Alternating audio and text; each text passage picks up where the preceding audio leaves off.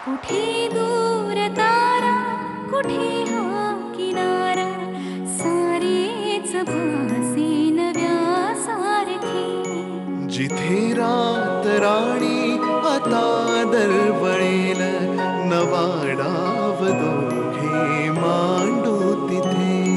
तुझा हात हाती असू जन्म साथी, नकोया सुखाला तारसे.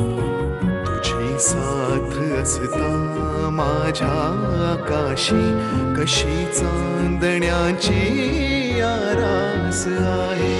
अजूनही वाटते मला की, अजूनही चांदण्यात आहे. अजूनही चांदण्यात आहे. भीमा, भीमा आवा इकडे या. भीमा, हो बघा की. काय झालं?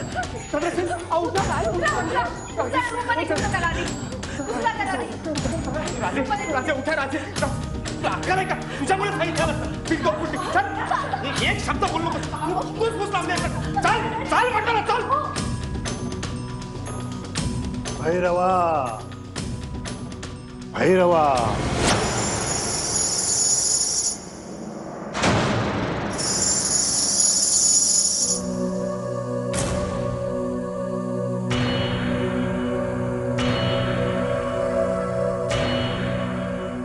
भैरवा, भैरवा.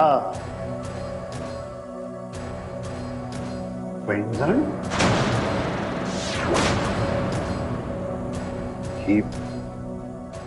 ही पैंजण इथे कशी? कोणाची पैंजण आहे ही? हिची. इथं कशी? माहित नाही की हो. त्या घटनेनंतर ही पैंजण वाड्यातून गायब झाली होती. आम्ही सुद्धा आजच पाहतोय ती. तुमची नक्की खात्री आहे की ही दुसऱ्या कुणाचीही नाही? हो, कारण त्या घटनेनंतर वाड्यात पैंजण वापरायला बंदी आहे. आपल्या सांगण्यानुसार वाड्यातल्या प्रत्येक स्त्रीची पैंजण वितळवून त्याचं कुलूप बनवलं की हो. तुम्हीच तर ते सिद्ध करून दिलंय. भैरवा, भैरवा. मग ही पैंजण इथं आली कशी?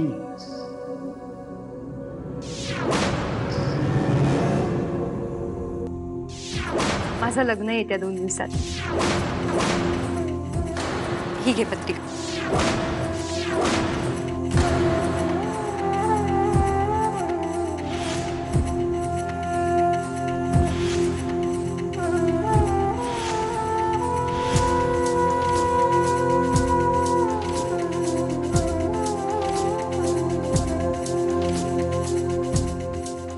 अनय, हे बघ, मला कळतंय जे झालं ते खूप वाईट झालं. It is not happening. पण यार, काही गोष्टी आपल्या हातात नसतात. अनय, बरोबर आहे रे तुझं. पण गोपी, अशा गोष्टी झटकन सोडून पण देता येत नाहीत ना रे. दुखावणारं मन दुखावतच. तिच्याकडून तसं खरं दिसलंही नसेल मला काही, पण मला सतत असे संकेत मिळायचे की आमच्या दोघांमधली गाठ बांधली गेलीये.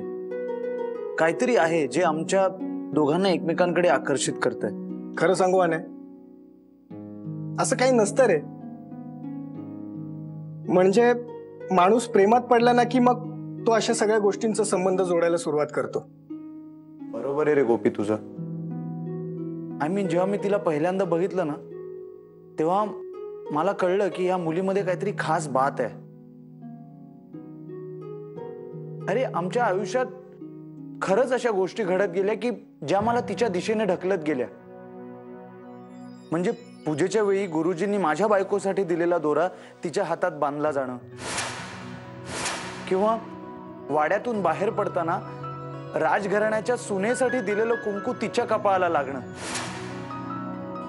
किंवा तिचं लग्न राजघराण्यात होणार आहे असं तिला मंदिरातल्या गुरुजींनी सांगणं. अगं तुझ्या नशिबात राजयोग आहे. हा काय योगायोग आहे का? हो, हा निव्वळ योगायोग आहे.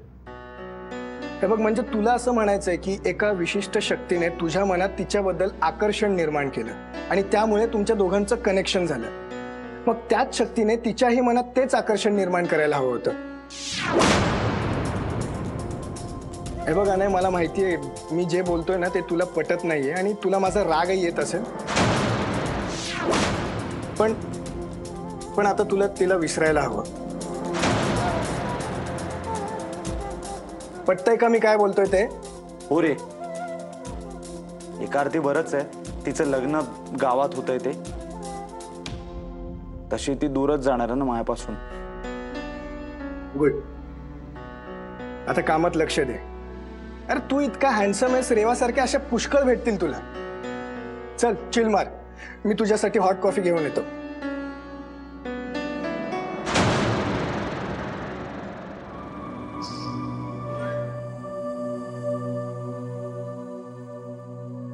कसा आहे चंद्रसेन? ते ठीक आहेत बघा, पण काय घडलंय हे त्यांना सांगता येत नाहीये. पण त्यांनी काहीतरी भीतीदायक पाहिलंय इतकं मात्र खरं की हो. भैरवा भैरवा, असो, सोडून द्या तो विषय. चंद्रसेनाला याविषयी कुणीही काहीही विचारू नका. असं का म्हणताय आपण? तुम्ही त्याला सतत त्या गोष्टीची आठवण करून देत राहिलात तर कायमची कोरली जाईल त्याच्या मनावर. बालपणी झालेले संस्कार पुसता येत नाहीत, हे तुम्हालाही ठाऊक आहेच की. योग्य वेळ येईल तेव्हा सारं काही कळेलच आपल्याला. काही काय, आता चंद्रसेनाबद्दल विचार करणं फार महत्वाचं आहे. तेव्हा एक वाईट स्वप्न होतं असं सांगून सारं काही विसरायला सांगा त्याला. तो सारं विसरेल, पण आपलं काय? ही घटना घडली हे आपण कसं विसरायचं म्हणते मी. आपण सत्याच्या खोलात न गेलेलं चांगलं. यातून मार्ग कसा काढायचा? उद्या एकांनगा येईल. आमची बालमैत्रीण परदेशातून येणार आहे. त्यांच्यासोबत आम्ही व्यवसायाचा व्याप वाढवण्याचा विचार करत आहोत. त्या इथे वास्तव्य करणार आहेत की हो. अशा वेळी वाड्यात हे सारं सुरू असताना आम्ही उत्तर काय द्यायचं म्हणते मी. आम्ही यावर उपाय शोधून काढायचा प्रयत्न करतोय.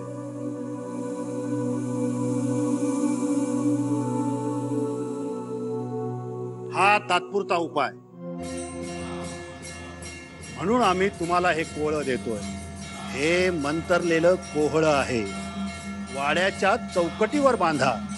वाड्यात राहणाऱ्या प्रत्येक माणसावरील संकट यामुळे दूर होईल.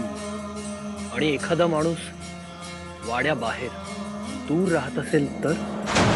भैरवा भैरवा, प्रत्येकाच्या नशिबी जे जे आहे तेच घडणार. स्थळ काळाचं बदल नशिबाला लागू नाही. तुम्ही कुठेही जा, नशिबात जे घडणार ते आणि फक्त तेच घडणार. अप्पा महाराज, अनय सध्या या वाड्यात राहत नाहीयेत.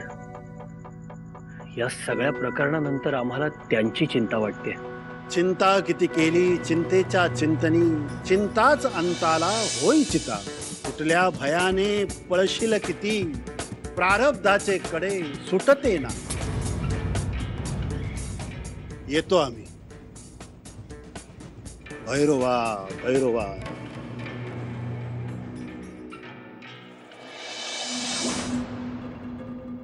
अप्पा महाराज शेवटी जे म्हणाले त्याचा नेमका अर्थ काय? आम्हालाही तो कळलेला नाहीये बघा. त्यांचं गूढ बोलणं कधी कधी कळतच नाही बघा. पण त्यांच्या बोलण्यात संकटाची चाहूल तेवढी होती बघा. देवा, अनय ना सुखी ठेव रे बाबा.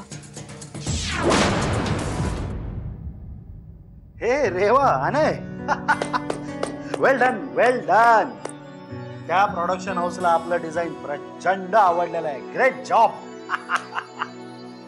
सर खरं तर हे सगळं अनयचं श्रेय. त्यांनी एकट्याने केलंय हे सगळं. नाही, असं काहीच नाही. मी फक्त माझे 100% दिले सर. आणि कदाचित तुम्ही म्हणताय तसं माझं नशीबही असेल. चाललं इकडे. सगळीकडेच नाही चालत पण. नाही, नशीब असू दे नाही तर तुझं स्किल. आपलं काम यशस्वी झालं हे जास्त महत्वाचं. चला आता 2 आठवड्यांनी कन्स्ट्रक्शन सुरू होईल. आता तू तुझ्या लग्नाला शांतपणे जाऊ शकतेस. Thank God sir. मला खरंच वाटलं नव्हतं हे सगळं इतक्या वेळेत पार पडेल. सर आणि आता तुम्ही येऊ शकता लग्नाला. नाही आता खरं तर इथे कामं जास्त वाढली आहेत. आता तू नसणार म्हटल्यावर सगळ्या कामांचं लाईनअप मला एकट्यालाच करावं लागणार आहे. दिस इज नॉट फेअर सर. तुम्ही यायलाच पाहिजे. अहो लग्न आहे माझं. हे अनय, कुठे चाललास तू? सर मला वाटलं कामाचं बोलून झालंय म्हणून. नाही बाबा, आता खरी कामं वाढली आहेत. कामांचा प्रचंड वेग वाढणार आहे. हे बघ, आता 2 आठवड्यांनी कन्स्ट्रक्शन सुरू होणार. आपल्याला त्या वाड्याचं डिटेलिंग करावं लागणार. तो वाडा प्रत्यक्ष बघावं लागणार. मी काय म्हणतो, तू ते डिझाईन इतकं छान केलंयस तर तूच जाऊन बघून ये ना तो वाडा. म्हणजे काय सर? म्हणजे तू रेवा सोबत आता त्या गावाला जायचंस आणि तो वाडा बघायचास, त्याचं डिटेलिंग करायचं. आणि विशेष म्हणजे आपल्या ऑफिस तर्फे रेवाचं लग्न सुद्धा अटेंड करायचं. Wow, that's a great idea. नाही सॉरी सर, मला नाही जमणार. का नाही जमणार? खूप कामं आहेत ना ऑफिसची. नाही जमणार. आता या ऑफिस मध्ये तुझ्यासाठी कुठलंही काम शिल्लक राहिलेलं नाहीये. सर गोपी, त्याला कसं एकट्याला सोडू सर? नाही जमणार. अनय प्लीज, उगाच कारण देऊ नकोस. मला काय माहित नाही, तू येतोयस अँड दॅट्स फायनल. पण इट्स युअर ड्युटी अनय, आणि हा माझा आदेश आहे असं समज. कळला का? सर चला चला, आता आपल्याला ही गुड न्यूज आपल्या ऑफिस स्टाफला द्यायला हवी. चला कमान, फास्ट फास्ट फास्ट. सर पण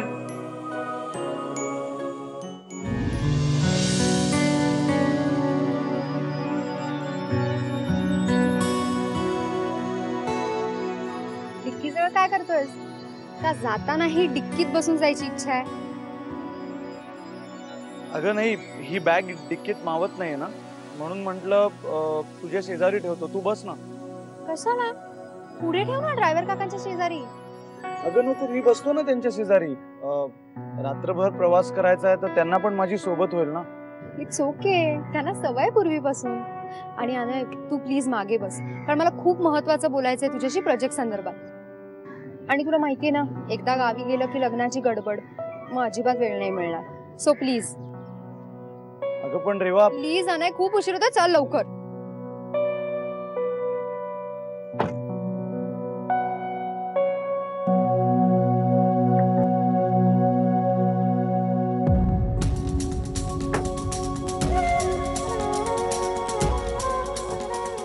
गणपती बाप्पा मोरया. काका चला.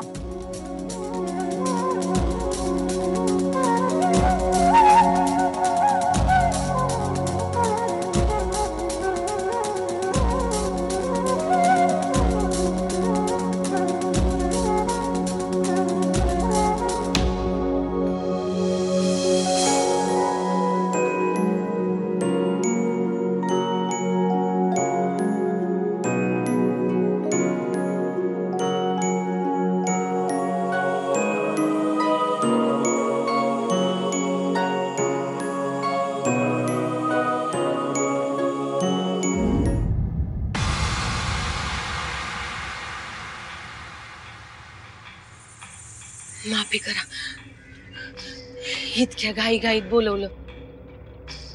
पण काल रातच्याला वाड्यात जे काही झालं ना, त्यानं माझ्या पायाखालची जमीनच सरकली आहे.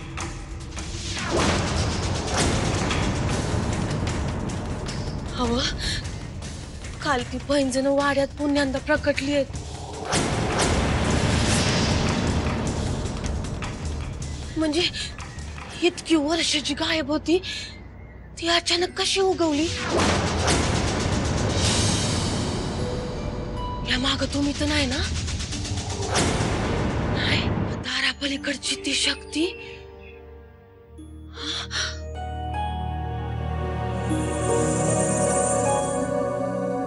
बरं सांगा, पुढं काय करायचं आहे?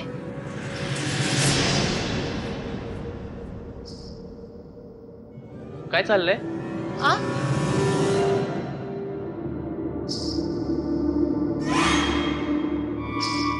तू इथे काय करतेस? म्या ते पीठ आणायला आले होते इकडे साठवणीच्या खोलीत. मग पिठाचा डबा कुठे आहे? डबा तुम्ही काय करतास इथे? म्हणजे तुमचं या बाजूला काम नसतं ना? ही तर आमची घरगड्यांची खोली, आमचंच काम असतं ना इथं. बघ, तू तुझ्या कामाशी काम ठेव, कळलं?